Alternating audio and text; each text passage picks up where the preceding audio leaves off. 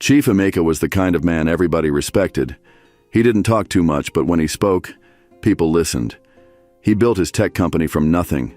Years ago, he used to fix phones and small computers in his uncle's workshop.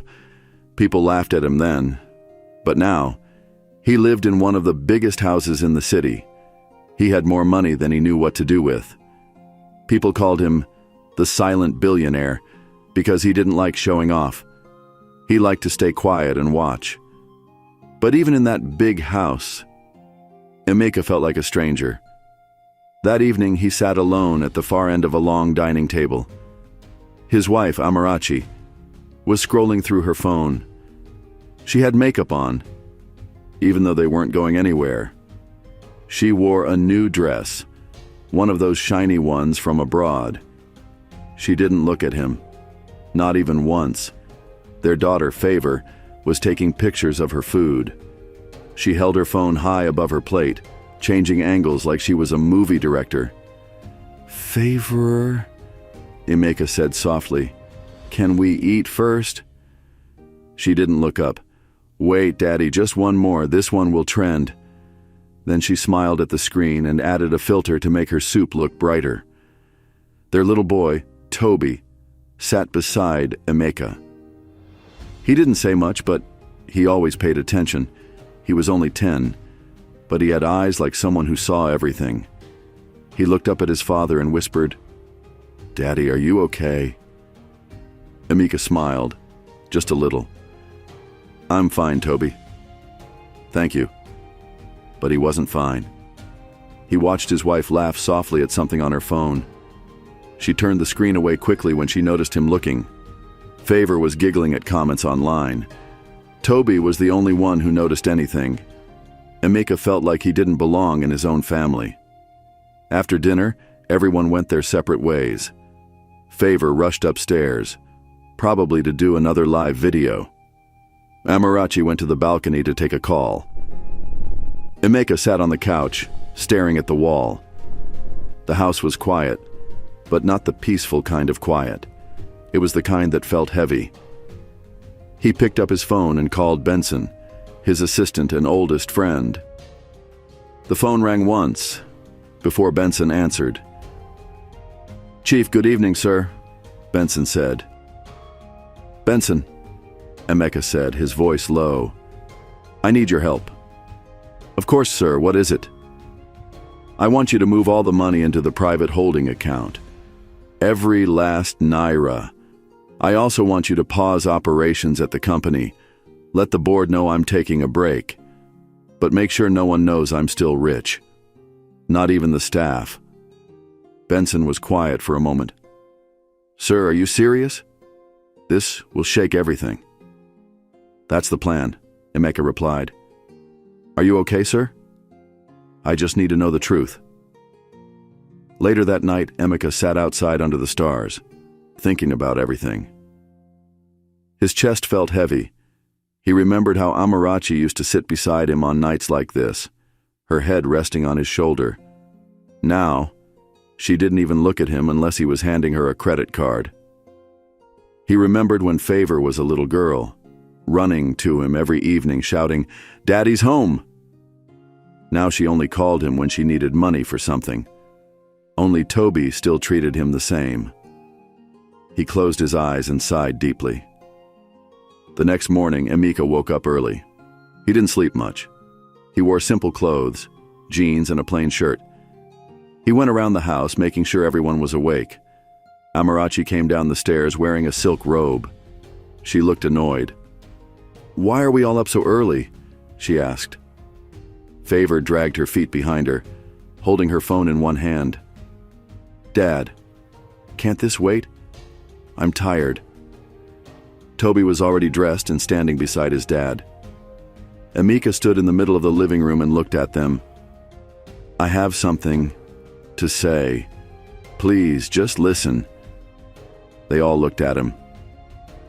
Amarachi crossed her arms. Favor sat on the armrest of a chair, still scrolling on her phone. Emeka took a deep breath. "We've lost everything." The room went still. Amarachi frowned. "What do you mean, everything?" I mean, the company is gone. The business crashed. The banks froze our accounts. We have no money left, no staff, nothing. Favor let out a loud laugh. Wait, is this one of those prank shows? Are there hidden cameras? Emeka shook his head. No prank. This is real. Amarachi's eyes widened. How can you lose everything just like that? Are you that careless? I tried, Emeka said quietly, but it happened too fast. Favor looked around the house. So, what now? What about the house? We have to leave today, Emeka said. There's only one place left that I own. My late uncle's old house beside his workshop. The mechanic's place. Favor stood up fast. God forbid. Me? In that dirty place? Daddy, I can't live there. There's no Wi-Fi, no mirror, no comfort. My followers will think I'm dead. Amarachi's mouth dropped open. Are you mad? You want to bury me in that gutter house after all these years in mansions and hotels? Do you know who I am? I know exactly who you are, Emeka replied calmly. That's why I need to see what you'll do now. Favor picked up her bag. I'm calling my boyfriend. I'll stay with him. There's no way I'm following you to that village of a house. Favor! Amarachi snapped. You're not going anywhere. Then you can go, Favor shouted. But I'm not following him into that rubbish life. Toby stepped forward and held his dad's hand. I'll come with you, Daddy. Amarachi turned to him. You're a child. You don't understand anything. This man failed us. He's still my dad, Toby said quietly. Amarachi looked away. She picked up her phone and dialed a number. Let me call my cousin. Maybe she can help. Emeka didn't say a word. He walked to his room to pack. Toby followed him silently. By afternoon, they had packed some clothes into small bags. No maids helped. No drivers. The house felt empty, without the usual noise of people working. Emeka walked into the garage. Instead of his usual black SUV, there was an old, dusty car Benson had arranged. It looked like something from 10 years ago. Favor refused to enter. She stood outside, crossing her arms. I'm not going. Amarachi sighed and got into the front seat, still frowning. Toby got in the back seat and held his dad's hand. Emeka looked at the house one last time before starting the engine. He didn't say goodbye. The road to the old compound was long and rough. Dust rose with every bump. Favor kept calling people, shouting into her phone. Amarachi kept complaining. This seat is too hard, she said. This car is hot, Favor added. My back hurts, Amarachi muttered. Toby said nothing. He just looked out the window and smiled at the breeze. Hours later, they arrived. The compound was small. There was one house made of brown blocks and a rusty iron roof. The workshop next to it had a few broken cars and a bench with tools scattered everywhere. Amarachi stepped out of the car and stared. Is this a joke? This place looks like it was abandoned during the war. Favor opened the car door slowly and covered her nose. Ew! What's that smell? This house belonged to my uncle, Emeka said. We'll manage here for now. Manage? Amarachi shouted. Me, Amarachi, manage in this death trap? After all the years of luxury? You've lost your mind. Favor hissed loudly. I knew I should have just stayed with my boyfriend. Toby came down from the car and helped his father carry the bags. The front door made a loud creaking sound when Emeka opened it. Inside, the living room had 2 plastic chairs and an old wooden table. Cobwebs hung in the corners. The air was thick with dust. Amarachi refused to enter. You better find somewhere else for me. I'm not entering that nonsense. We have no choice, Emeka said. You're wicked, she spat. You've destroyed everything. I tried to save it, he said. Well, you failed, she snapped. Favor sat on a small stool outside and typed furiously on her phone. Toby carried the bags inside, one after the other. "I used to visit here during holidays," Toby said softly. "It's not so bad." Emeka smiled a little. He put his hand on Toby's shoulder. Later that evening, Emeka tried to boil water outside using firewood. He hadn't done it in years. His hands shook. The fire wouldn't catch. Smoke filled his eyes. He coughed, eyes burning. Toby knelt beside him and started arranging the firewood. "Blow gently," he said. Emeka watched as the flames slowly caught. "I used to watch the boys here do it during the holidays," Toby said, still focused.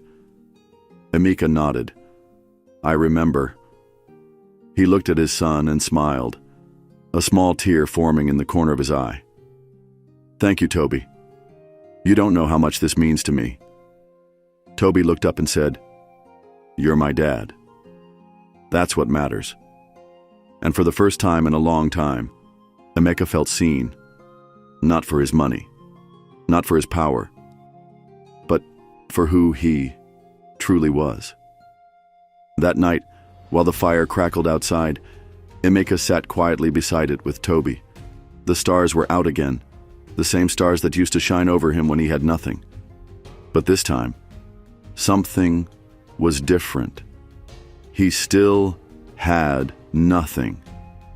Yet somehow, sitting beside his son, he didn't feel alone anymore. That night, Emeka barely slept. The hard mattress on the wooden bed made his back ache. Mosquitoes buzzed near his ears, and the room smelled like old clothes and damp walls. He turned from side to side, but his mind was louder than the noise outside. Amarachi didn't speak to him after they arrived. She stayed in one corner of the house, arms folded, eyes full of anger. Favor had refused to come in at all. She made a few calls from outside, and when none of her friends picked up, she sent long voice notes full of complaints. When it got dark, she finally came in but didn't speak to anyone. She found a small chair in the corner of the room and plugged in her power bank. "At least let me charge my phone," she said, even though the light kept blinking from low voltage. Only Tobe was calm. He helped Emeka cover the windows with cloth to stop the mosquitoes. He even wiped the dusty table with an old rag they found in a bag. Before sleeping, he said, "Good night, Daddy," and lay on a mat beside the bed. When the morning came, the house felt quiet again. Not the peaceful kind, just the kind that made everything feel heavy. Emeka stretched and sat up. His back cracked a little, and he winced. He looked down at Toby, who was still asleep, his little arms wrapped around a faded teddy bear he found in the room. Emeka stood up slowly and walked outside. The sun wasn't up yet, but the sky was turning gray. He picked up a small kettle and walked down the path to the backyard tap. It was rusty, and the water came out slowly, but it was enough. He washed his face and sighed. When he came back inside, Amarachi was standing in the middle of the room, arms crossed. She had on one of her fancy wrappers, though the setting didn't match her look. "So, this is how you want us to live now?" she asked. Emeka wiped his face with a towel. "It's just for now. We'll manage," she hissed. "Don't use that word with me." "Manage? Me? In this place?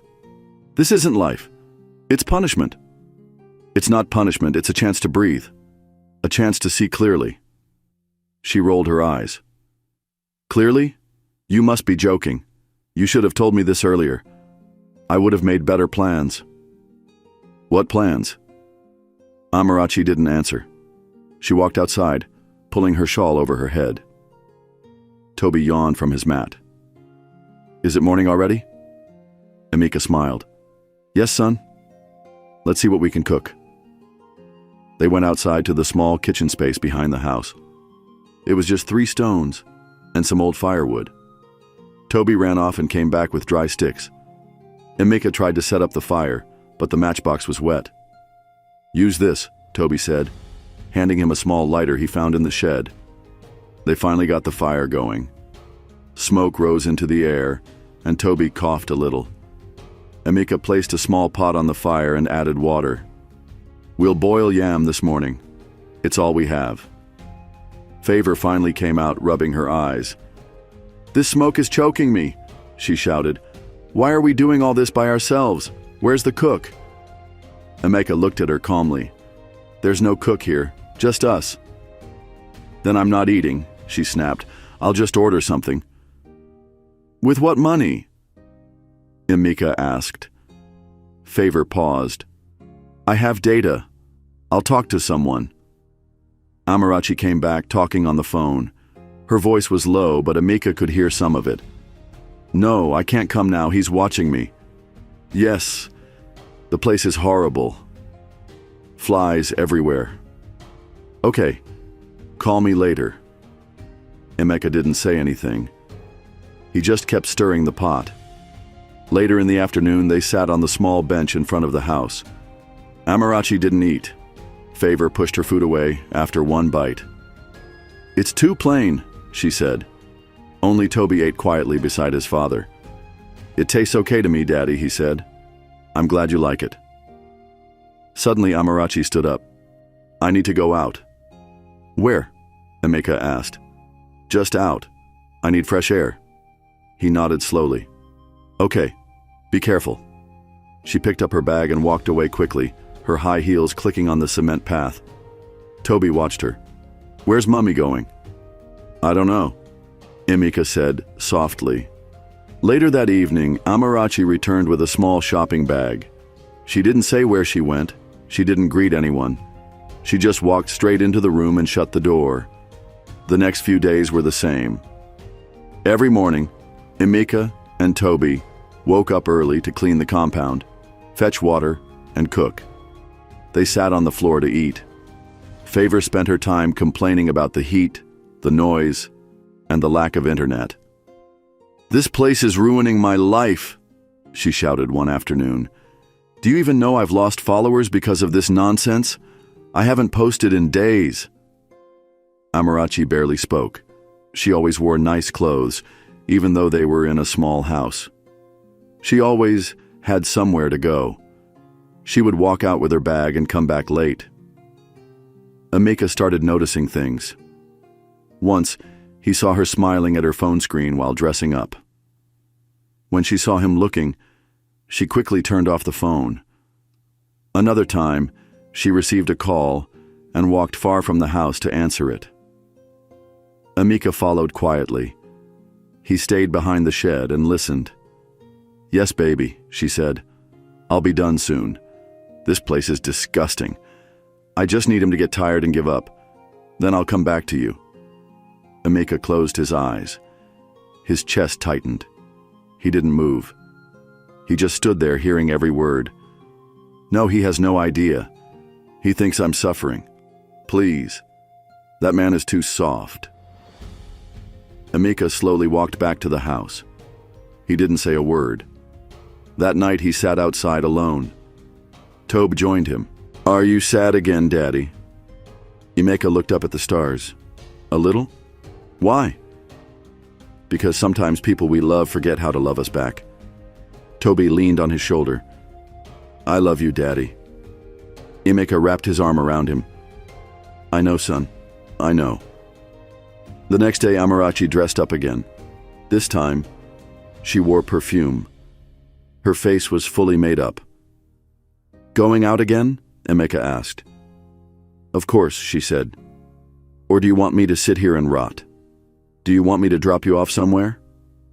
"No," she said quickly. "I already called a ride." Emeka watched her walk away. Her bag was shiny. Her phone buzzed, and she smiled as she read the message. After she left, Emeka picked up his phone and called Benson. "I think I've seen enough," he said. "Is it time, sir?" "Not yet. Let's wait a little more." Toby ran into the house holding a lizard. "Daddy, look!" Emeka laughed. "Where did you find that?" "By the wall. It ran fast, but I caught it." "Put it down before your sister faints," Emeka joked. Favor walked out at that moment and screamed, "Is that a lizard? You people want to kill me in this place." Toby dropped it and laughed. Sorry. The moment passed with a small smile, but Emeka's heart was heavy again. Later in the week, Amarachi came home late. She looked tired. Her makeup was smudged. She didn't speak to anyone. She dropped her bag and went straight to bed. Emeka waited until morning before speaking. "Where were you yesterday?" he asked. "Why do you care?" she said, brushing her hair. "Because we're still married." She looked at him and laughed. "You're holding on to something that's already broken." Toby walked in, holding a plate. "Mummy, do you want breakfast?" Amarachi didn't look at him. "Number, I'm not hungry." Toby walked back to the kitchen slowly. Emeka looked at her again. "How long are you going to pretend?" "Pretend what?" "That you're still here." Amarachi didn't answer. She picked up her phone and left the room. That evening, Emeka watched from behind the shed again. A black SUV pulled up near the corner. Amarachi rushed out of the compound and got in. The man driving leaned over and kissed her cheek. She laughed loudly and placed her hand on his chest. Emeka stood there, hidden, his heart pounding. He didn't cry. He didn't shout. He just turned around and walked back to the house. Inside, Toby was drawing on a small notepad. He looked up. "Daddy, are you okay?" Emeka nodded. "Yes, son. Everything is just fine." But nothing was fine. And deep down, he knew something worse was coming. It had been almost 2 weeks since Emeka brought his family to the mechanic's house. Every day felt like a test. Every night felt like a long, heavy silence. The house was too small for the four of them, yet somehow everyone felt far from each other. Amarachi had stopped talking to Emeka completely. She acted like he wasn't even in the room. When she needed something, she spoke to Toby. Not once did she ask if Emeka was okay. She didn't even ask if there was food. Favor had already found a way to leave. One afternoon, she called Emeka aside. "Daddy," she said, standing by the front door, holding her small bag. "Yes, Favor?" he replied. "I can't stay here anymore," she said. "This place is killing me." Emeka looked at her. "Where will you go?" "My boyfriend said I can stay with his family. They have AC, Wi-Fi, and a real bathroom." "And what about your family here?" "I can't suffer for people who won't suffer for me," she replied. "Let's be honest. We're not even a family anymore." Emeka didn't say anything. He stepped aside and watched her walk out of the compound. She didn't look back.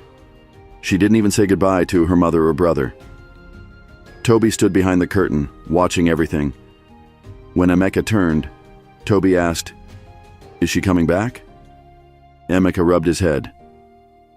"I don't know, son." That evening, Emeka sat alone in front of the house. The sky was turning orange.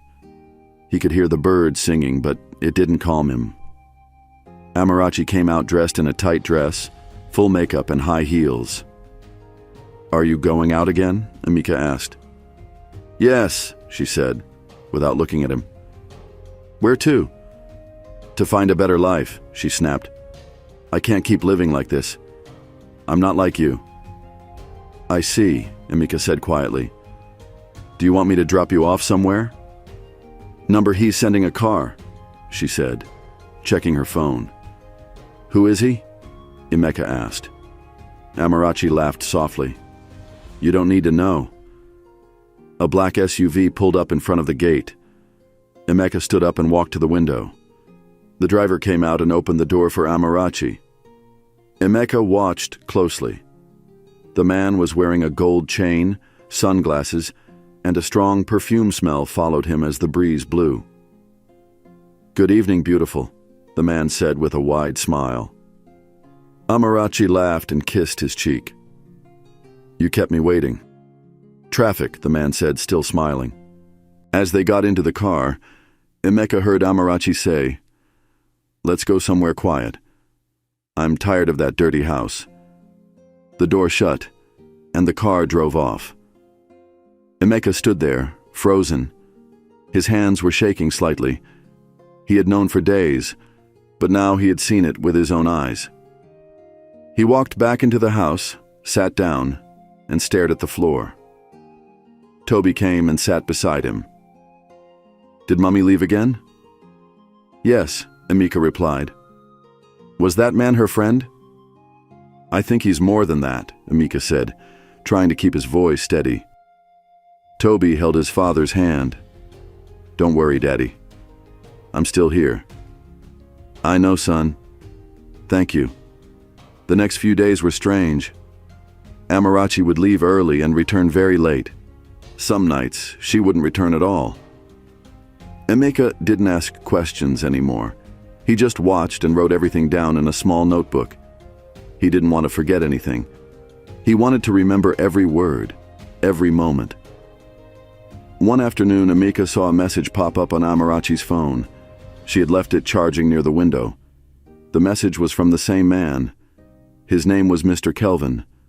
The message read, "Had a great time last night. You're too sweet. I might just steal you forever." Another one followed, a minute later. "Let me know when that broke husband of yours gives up. We'll travel to Dubai. Just you and me." Emeka's hand trembled as he put the phone back. He sat down slowly and held his head in his hands. That evening, when Amarachi returned, Emeka was sitting outside again. He didn't speak. She walked past him like he was a piece of furniture. But this time he followed her. She entered the room and dropped her bag. He stood at the door. "Amarachi," he said softly. "What?" she snapped without turning. "I saw the messages," he said. She froze for a second, then slowly turned around. "So?" she asked, arms folded. "So that's what we are now?" he asked. "What do you expect me to do?" she said. "Sit here and die in poverty? Live like a beggar while you drag us through the mud?" "You could have stood by me," Emeka said. "Just for a little while. Just to see if we could get through it together." "I've stood by you enough," she shouted. "For years I've followed your dreams. Now that the money is gone, what do you want from me? Loyalty? Love? Please." Emeka's chest felt tight. "So you never really loved me?" Amarachi laughed bitterly. "I loved the man who made me feel like a queen. This version of you? I don't even recognize him." She pushed past him and walked into the kitchen. Emeka stood there for a long time, staring at the empty room. The next day she didn't return. Toby noticed. "Daddy, Mummy hasn't come back since yesterday. Should we go look for her?" Emeka shook his head. "No, son. She knows where home is. If she wants to come back, she will." "But what if something bad happened to her?" Emeka took a deep breath. Something worse already did. She forgot what love means. Later that night, Toby was fast asleep. Emeka sat in the living room with the small lamp beside him. The fan was off, because there was no power. The air was hot and sticky. His shirt clung to his back.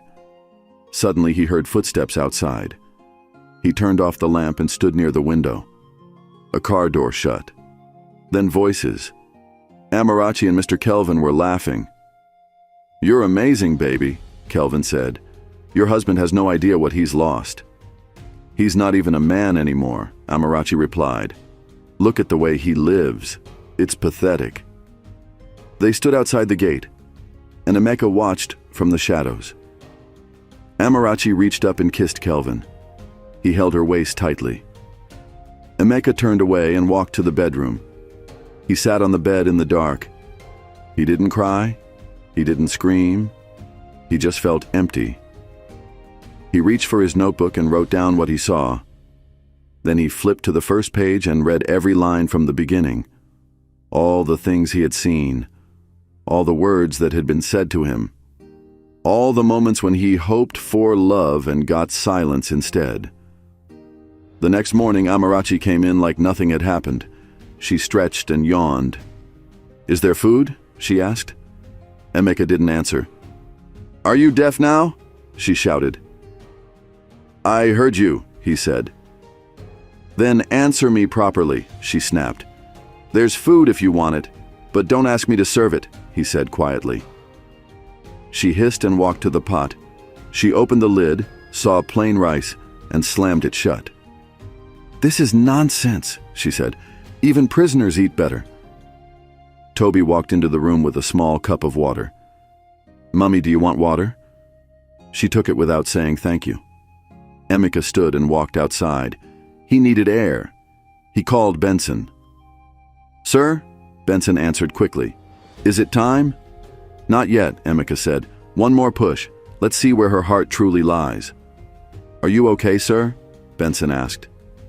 "I don't know," Emeka replied, "but I will be." That afternoon, Amarachi dressed up again. This time she wore her best dress, the one she had refused to wear since they arrived. She added gold earrings and red lipstick. "Going somewhere important?" Emeka asked. She smiled. "You'll find out soon enough." "You're really leaving for him, aren't you?" "What do you think?" she said. "You want me to stay and wash plates in this dump?" "What about your vows?" Amarachi laughed. "Those were just words, Emeka. This is life. I choose to survive." A horn honked outside. She walked out without saying goodbye. Toby stood in the corner, watching. "Why is Mummy like that now?" Emeka knelt beside him. "Sometimes people forget the things that matter." "Are you going to forget too?" Emeka hugged him tight. "Never." And as the sun began to set again, Emeka looked up at the sky and whispered to himself, "She made her choice. Now I'll make mine." The sun was high in the sky, but Emeka felt cold inside. The heat from the tin roof made the house feel like an oven, yet he didn't sweat, not even a drop. All the pain, all the anger, had frozen somewhere deep in his chest. He sat on the bench outside, staring at the gate like he was waiting for something. Maybe he was. Tobe sat beside him, drawing shapes in the dust with a stick. He had stopped asking questions. He knew something was wrong, but he didn't want to upset his dad. "Mummy didn't come back again last night," Toby said quietly. Emeka nodded. "I noticed. Is she going to live with that man now?" Emeka looked at his son. Tobe's eyes were too sharp for his age, too full of truth. "She might," Emeka said. "Some people don't know what they have until they lose it." "Do you think she loves him?" Emeka didn't answer at first. He looked up at the sky. A bird flew by, free and light, with nothing holding it back. "I don't know what she feels, son," he finally said. "But I know how she treats us. And love doesn't look like that." Toby nodded slowly. "I still love her." Emeka placed a hand on his shoulder. "So do I." That afternoon, Benson called. Emeka walked far from the house to answer. "Chief," Benson said quickly, "the board wants to know when you're coming back." "Soon," Emeka said. "Very soon. I already moved your schedule around. The company is ready for your return, and the staff is asking questions." "Don't say anything yet," Emeka replied. "Not until I give the word." "Understood. Sir, are you okay? You sound tired." "I am tired, Benson. Tired of pretending. Tired of hoping. But it's almost over. Should I come pick you up?" "No," Emeka said. "I want to finish this myself." Later that evening, Emeka cooked dinner again. Just plain rice and stew. He and Toby sat on the floor and ate together. "You're getting better at this, Daddy," Toby said, chewing happily. Emeka chuckled. "Maybe I should open a restaurant," Toby laughed. "I'll be the waiter." The laughter filled the small room like sunlight. But the joy didn't last long. The door slammed open. Amarachi stumbled in. Her dress was wrinkled, her makeup was smudged. She looked like someone who had been running or crying, or both. Emika stood up quickly. "What happened to you?" She didn't answer. She dropped her purse and sat on the chair, breathing heavily. Toby walked over. "Mummy?" "Go inside," she said sharply. "Now." Toby looked at his father. Emika nodded, and Toby walked into the bedroom slowly. Amarachi wiped her face with the back of her hand. Her hands were shaking. Emika stepped closer. "Talk to me. What happened?" She looked at him. Her eyes were red. Her lips trembled. "He's married." "Who?" "Kelvin," she whispered. "That man. He has a wife, a whole family. I didn't know." Emika didn't blink. "And now you do." "He told me he loved me," she cried. "He said he was going to take me to Dubai. He made me believe he would give me a better life." Emika sat back down, his face calm. "And you believed him?" "I left everything for him," she said. "I was ready to walk away from you. I betrayed you." "Yes," Emika said simply. "You did." She buried her face in her hands. "I'm so ashamed." Emika stared at her. He had imagined this moment so many times. He thought he'd feel happy or powerful, but all he felt was tired. "I tried," he said. "I really tried to keep our family together. But you weren't interested." "I thought you were finished," she said. "I thought the money was gone, and I didn't want to suffer." "So you ran to someone else," Emika said, "without even checking if I needed help." "I made a mistake," she cried. "Please, Emika, forgive me. Give me another chance." Toby peeked out of the room, watching. Emika saw him and said, "Come, Toby." Toby walked over slowly. He looked at his mom, then at his dad. "Is Mummy okay now?" Emika nodded. "She's learning." Amarachi stood up. Her hands were shaking. "I don't care about money anymore. I don't care about mansions or trips. I just want my family back. I'll prove it. I'll fix this." Emika said nothing. He walked outside, sat on the bench again, and stared at the moon. Amarachi followed. She sat beside him, quietly. "I was blind," she said softly. "I forgot how we started. I forgot how much you love me." Emika turned to her. "Do you know why I brought us here?" She nodded slowly. "To test us. To see who really cared." "And what did you show me?" She began to cry again. "That I failed." Emika looked at her. "You didn't just fail. You broke something, and I don't know if it can be fixed." She reached for his hand. "Let me try." He pulled his hand away gently. "It's not that easy." Toby came out and sat between them. He looked at both of them. "Can we just be happy again?" Neither of them answered. The silence said everything. That night, Emeka didn't sleep. He lay awake, staring at the ceiling. Amarachi slept on the floor mat, far from the bed. The next morning, she woke up early. She swept the compound, washed the plates, and cooked breakfast. Toby looked surprised. "Mummy, you're cooking?" She smiled weakly. "I'm trying to help." When Emeka came out, she handed him a plate. "I made this. Please eat." He took the plate, sat down, and tasted it. "It's not bad." "I used to cook before the staff came," she said. "Before the money made me lazy." Emeka nodded. He kept eating. "I want to change," she said. "Not for money. For us." Emeka finished eating and stood up. "We'll see." That evening, he picked up his phone and called Benson. "Sir," Benson said, "is it time?" Emeka paused. He looked at Amarachi washing clothes beside the house. Toby was playing with a stick nearby. "Yes," Emeka said. "It's time." "What should I do?" "Get the car ready. Tomorrow morning. Come quietly." "Understood." Early the next morning, Amarachi was sweeping again when a black SUV drove into the compound. It was shining, clean, fresh. The engine purred. Benson stepped out in a fine suit. "Chief," he said, smiling. Amarachi dropped the broom. "What's going on?" Emeka came out in his usual jeans and shirt. "We're leaving." "Leaving?" Amarachi asked. "Yes. I never lost anything. The company is fine. The money is safe. I just needed to see the truth." She looked like she couldn't breathe. You lied? "I tested you," he said. "And you failed. Completely. But..."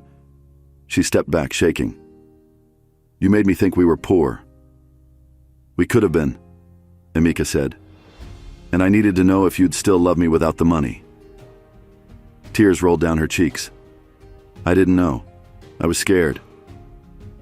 Emeka turned to Benson. "Pack only my bag and Tobe's." Toby stood at the door, holding a small bag already. He had heard everything. "What about me?" Amarachi asked. "You chose your path," Emeka said. "Now I'll choose mine." She dropped to her knees. "Please, don't leave me here. I've changed." Emeka looked at her. "You've changed because the man you ran to used you. That's not the same as love." Toby walked to his mom and hugged her. "I still love you, Mummy." She cried, harder. "I love you too, baby." Emeka placed a hand on Toby's shoulder. "Let's go." As the car pulled out of the compound, Amarachi sat on the ground, holding her chest. The dust from the tires rose behind them. She didn't chase after the car. She just cried. And inside the car, Emeka looked out the window, trying not to cry too. He had gotten the truth, but it didn't feel good. It felt like loss. The car moved quietly through the early morning traffic, cutting through the city like a shadow. Inside the sleek black SUV, Emeka sat beside Toby, who was resting his head gently on his father's shoulder. The boy's small eyes were sleepy but peaceful. He had no idea that everything was about to change again. Benson, who was driving, looked at them through the rearview mirror. "Chief," he said softly, "we're almost there." Emeka nodded slowly. He looked out the window at the familiar roads, the tall buildings, the colorful signs, the noisy people. It all felt strange now, almost like a dream he had forgotten. Toby blinked and sat up straight. "Where are we going, Daddy?" Emeka smiled, though his heart still felt heavy. "Home, son. We're going home." Tobe's eyes widened. "The big house?" "Yes, the big house." As the car turned into the wide, shiny gate of their mansion, two security guards quickly stood at attention. Their eyes popped open in surprise. The gate opened slowly, revealing the huge, beautiful house standing proudly in the middle of the compound. Everything looked exactly how they had left it. The green grass was neatly cut. The fountain in front was still flowing. The air smelled of flowers and wealth. Toby leaned against the window. "Wow, it's still here." Emeka smiled again, more sadly this time. "Yes, everything we lost wasn't really lost." When they stepped out of the car, the housekeeper ran toward them. Her eyes were full of shock and confusion. "Sir, you're back!" she shouted. "Oh my God, everyone said you were gone forever." "I was just taking a break," Emeka said calmly. The chef, the gardener, and a few other workers came out one after the other. They all looked happy, smiling and nodding. "Please, sir," the chef said excitedly. "Should I prepare something special for you and your son?" Emeka nodded gently. "Yes, something simple. Toby likes rice." Toby grinned. "With plantain." "Plantain coming right up," the chef said, rushing back into the house. Inside the mansion, the furniture was untouched. Everything was polished and sparkling. The marble floor reflected their feet as they walked slowly through the quiet hall. Tobe stopped in front of the large family photo hanging on the wall. It showed all four of them smiling, back when they were still close. "Mummy's still in this picture," he whispered. Emeka nodded. That's because this was taken before everything changed. Toby turned to him. Do you think she'll come here? I don't know, Emeka said. But I know she knows where home is. The news of Emeka's return spread fast. That same afternoon, a news channel showed his picture on TV. The headline said, Chief Emeka returns. He was never broke. Phones started ringing. Social media buzzed. Blogs began writing stories. Friends started texting. Enemies started wondering. And somewhere in the middle of all this noise, Favor saw the post. She was in her boyfriend's room, scrolling through her phone lazily. When she saw the headline, her jaw dropped. What? She shouted. Daddy's back. He was never broke. Her boyfriend looked up. Your dad? That tech guy? Yes, Favor said, now sitting up. He tricked us. He tricked everyone. She stood up quickly and grabbed her bag. I have to go. Wait, her boyfriend said. Are you sure he'll even take you back after everything? I'm his daughter, she said loudly. He'll forgive me. She took the next cab home. As the car pulled into the compound, she fixed her hair, applied lip gloss, and practiced her fake smile. When the guard opened the gate, she walked in like nothing had happened. Daddy, she called, stepping into the living room. Oh my God, I missed you so much. Emeka was sitting on the couch with Toby, watching a cartoon. He turned slowly and looked at her. Favor ran to him and tried to hug him, but he didn't move. He didn't open his arms. I didn't mean to leave like that, she said quickly. I was just scared. I thought we were poor. You said we weren't a family anymore, Emeka replied, his voice quiet but firm. I didn't mean it, she said, eyes wide and shiny. I was angry, confused. Please, Daddy, don't shut me out. Toby looked at his sister and whispered, You didn't even say goodbye. Favor looked down, ashamed. I know, I was wrong. Emeka stood up. You're welcome back, Favor. But things are not the same, not yet. She nodded quickly. I'll prove to you that I've changed.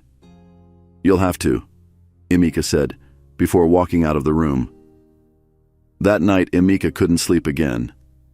He walked out to the balcony. The moonlight poured gently across the compound. The city lights blinked in the distance. He heard the gate open. A car drove in slowly. The headlights were dim. He walked down the stairs, heart beating hard. As the car door opened, he saw Amarachi step out. She looked completely different. Her expensive clothes were gone. Her hair was packed simply. Her eyes were tired. Her face was pale. She took slow steps toward him, holding a small handbag, and nothing else. Emeka, she said in a soft, shaky voice. He didn't speak. I know I don't deserve to be here, she continued, but I came anyway. I had to see you. I had to see Toby. He's sleeping, Emeka replied. He's had a long day. She nodded quickly. I understand. They stood in silence for a while. Then she added, I've been alone. Since you left. Since Kelvin showed me who he truly was. I've been alone with my shame. Emeka crossed his arms. You said I wasn't even a man anymore. You said you didn't recognize me. I was wrong, she said quickly. I was blind. I was chasing things that don't last. You left when I needed you. He said, you didn't even look back. I know. And I regret it every day, she said, her voice breaking. I thought money was everything. But when you left and that man used me, I realized the truth. What we had was real. What I had with him was fake. She knelt on the ground. Please, Emeka, I'm not asking you to love me again. I just want to be close. To be around. Even if it's from far. I want to see my son. I want to earn your trust back. Emeka looked down at her.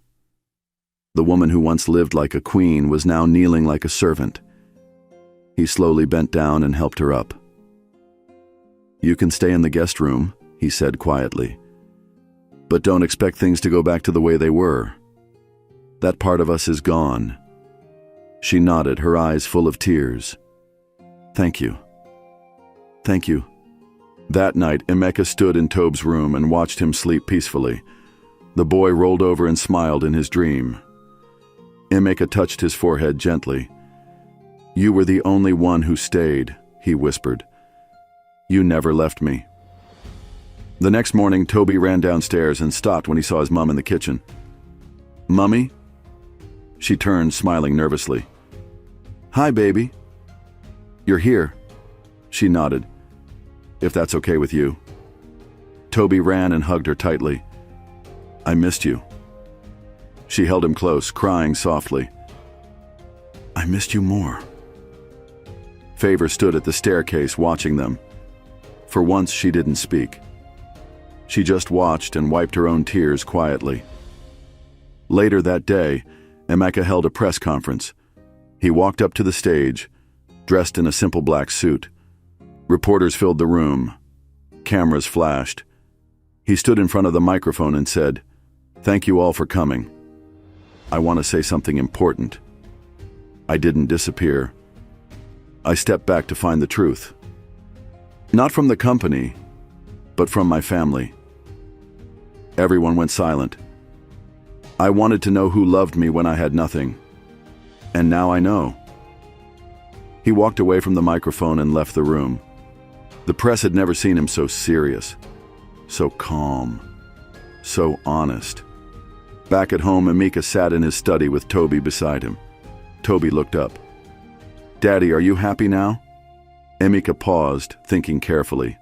I'm still hurt, he said, but I'm proud of myself. I did what I needed to do, and now I can move forward. Toby smiled. I'm proud of you too. Emeka hugged his son tightly. His eyes closed slowly, and for the first time in a long time, he felt peace. Thanks for watching. If you enjoyed this story, please leave a like and subscribe. Here is another interesting story to watch. Click to watch now.